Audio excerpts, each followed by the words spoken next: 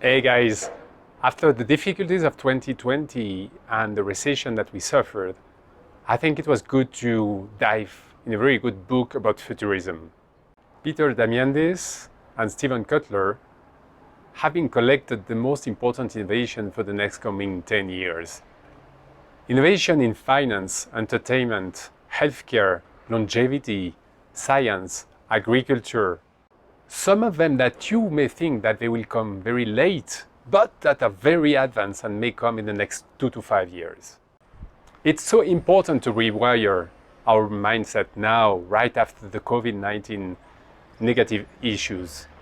In fact, you will see a very good outcome for the planet and for the people. This book is very well balanced between the reality and futurisms. I highly recommend the reading of the book for 10 hours, which is 60 miles.